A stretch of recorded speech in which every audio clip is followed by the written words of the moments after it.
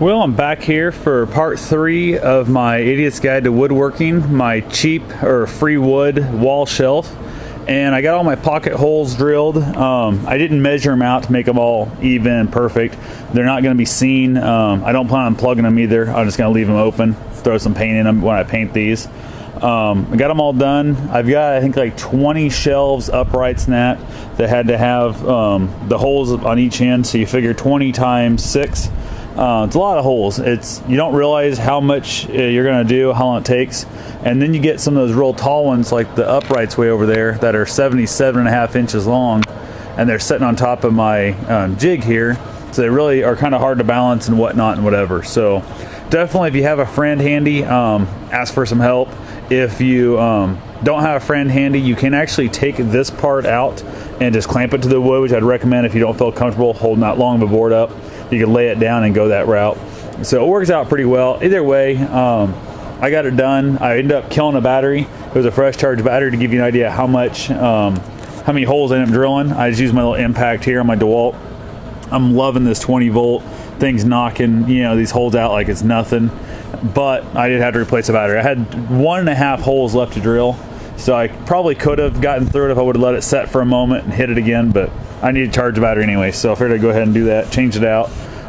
Again, I'm working outside here, trying not to get all the dirt and dust inside.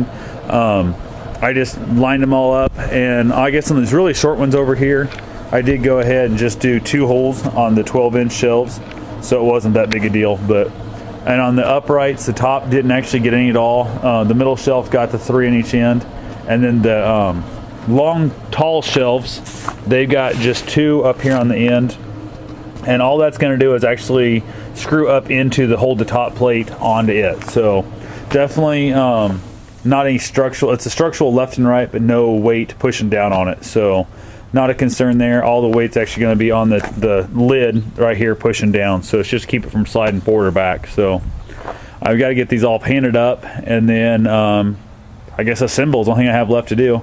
So one thing I'm going to come in and do, I think, is hit these ends. They're just a little bit. There's little bits of particle board sticking out and stuff. I'll probably hit them with the sander before I paint it. Just knock them all down nice and smooth. Probably clamp them down on the table with my belt sander and just go at them. So I did bring my Craig jig out here and screw it down to my, I guess, fake little table, assembly table, we want to call it. And that made it super handy. So I also left a shim on each side to help balance the board, especially when they're really tall. It helped that quite a bit. So mine is about 1 inch. High, so you need a 1-inch block. Not a big deal. Yours might be different, so measure it. So anyway, that's what I know for now. If you have any questions, comments, feel free to leave them below, and feel free to rate, comment, subscribe. Have yourself a safe and wonderful day. Thanks for watching.